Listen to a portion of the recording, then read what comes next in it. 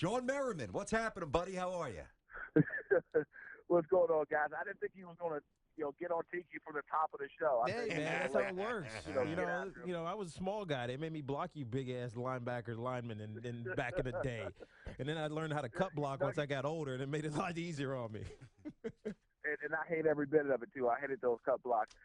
On this particular play, though, I was unblocked, so it wasn't your fault, so you're all good. Yeah, I was unblocked. see, Samter, stop hating on me. We got to see this picture, though, Sean. Can we get this on Google? If we just do Merriman standing over Tiki, I got to see this. Hey, I'm like Marshawn. I got, but I'm gonna get mine. I'm going to get mine before I get hold on. Get got. How you doing, Sean? You all right? I'm doing well, man. Doing great. And what is the story with your boy Joey Bosa? Can somebody talk some sense into either him or the team and get this damn contract done? Well, I went through the same thing. I don't know the particular or the specifics of his contract, but in my situation, it was about the injury clause and the language in it. And I think it was something along the lines of, if you get hurt or something, it's a good phase. So however the contract go, I think his is the same thing. I know right now it's not beneficial for either side for him to be sitting on the side. I know the late start that I had and trying to get my body back in shape and getting used to hustling to the ball and getting back to the huddle and turning and changing directions. I remember my groins and my lower back was just tight. I had a lot of catching up to do, not to mention the playbook. There was a size encyclopedia trying to learn that.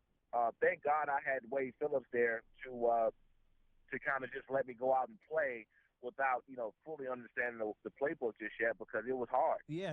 So I think that at some point in time he needs to get in there. Yeah, no, you're right. The physical side of it is what you worry about because you always pull a groin the first week of camp. I don't care who you are. If you're running around, you're going to pull a groin. How did you ultimately come to a consensus with San Diego? Because it seems like this is a precedent that they're not willing to step off of. Yeah, and I don't remember, it was some time ago, but I think that we came to agreement that that if something did happen, I did get hurt, that I would be partially guaranteed or guaranteed or somewhere around there. That's the main part of the issue. And look, the Spanos family, they're a great family. I love them to death. I love the organization of playing in San Diego, but it's a business. If a guy goes down and gets hurt, he has to be protected. If he's not protected, then, what is he the third pick of the draft for, right? And the team is allowed to do anything they want with you. And you have to listen to your representation, no matter what. And Joey Bosa, he's a guy, he wants to be on the field. I got a chance to spend some time with him right after the draft, and he didn't show me any signs of a guy who didn't want to play football. He wants to be on the field, but that contract thing has to get worked out first. Mm-hmm. No doubt. Talking to Shawne Merriman with us here on Tiki and Tierney, CBS Sports Radio. Shawne, one of the things that I've said for a while now, and I hope I don't know if you see it the same way. I feel as if the San Diego Chargers have really wasted so many prime years for Phillip Rivers. It's just so rare that they have, the requisite defensive parts to allow him and the team to really be in a position to win a championship. It's like they take a guy who's a Hall of Famer and really not given him enough to work with. I think that they've done him, I don't know if dirty is the right way, but they just kind of failed at their job at providing him the proper weapons all around to be an elite team. Do you agree with that? Well, I think that we had those years, Tiki, you've seen some of the teams we had out in San Diego. We were stacked. I mean, we had talent left. Yeah, it's been a while. The field. And it's been a while for that. And I think that you have a short period of window to get those championships, win those games, and things like that. Then you go through your rebuilding phase. And I think that what we've seen in the last few years is them go through a rebuilding phase where they don't have 3 or 4 Pro Bowlers on the defense side of the ball. They don't have 2 or 3 offensive linemen that's Pro Bowls and all pros. They literally went through a phase where they're bringing in new talent, new people, and Phillip is like left there saying, well, I got to let these guys get ready, even though we're alternating offensive tackles and offensive guards and centers every week. And Phillip just couldn't really showcase who Phillip is, and I felt bad for him for that time.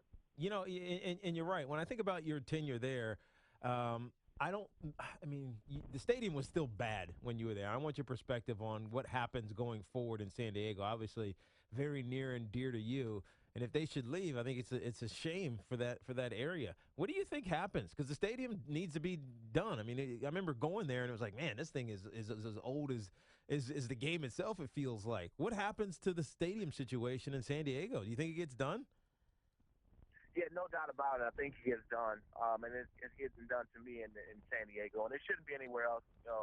You remember playing out there and being in San Diego. San Diego is the best place to live in the country. I don't care what anyone says. It's true. It's the best place to live, best place to be. Look, the fans are great. The thing is, you just have to win. You have to win football games, and I don't see them getting up and leaving and going anywhere else, especially when you have such a supportive fan base there in San Diego. And San Diego is not the LA Chargers or is not anywhere else. They deserve to be in San Diego, and I think they should get it done. Shawne, how do you see this division shaping up? It looks like the Raiders are obviously a team that's ready to ascend and make a real run. San Diego still in transition. Kansas City, formidable. The Broncos, elite defense, quarterback concerns. I mean, that's probably a pretty accurate snapshot. Do you see anything different? And more specifically, where do you see San Diego shaping up with the other three teams? Well, you have to look across the board and see how many years that the Raiders had at just not being a good team. In the first rounds of the top 5 picks that they got over the last decade at least. At some point in time, the talent that's coming in, that the ones that do actually pan out, the other teams in the division, they catch up. It was like a sin for the Raiders to beat us while I was there in San Diego. And now, they're going down there with an opportunity to win a football game because of their team and how well they've kind of transitioned into the program they have going on over there now. They wasn't like that back then when I played. They had a bunch of guys who were drafted high, never panned out. Now they actually have, the Khalil Max of the world, and they have, the Alden Smith and other guys who come in and perform, and they have Derek Carr, who's turning around and is playing great now. So they're putting together a hell of a football team right, beneath everybody, and they actually have and I hate to say this, the Raiders, but, they actually have a chance to contend and compete now. You talk about what guys do when they're done, Shawne, and I think you're right about the Raiders. But I want to move off of the football for a second. I haven't seen Bounce TV yet. I need to find it though, especially if it's designed specifically for African American audiences. But I thought this was like a show you were appearing. This is a sitcom, man. You got to act in this show, In the Cut. Tell us what you have going on with Bounce TV and In the Cut.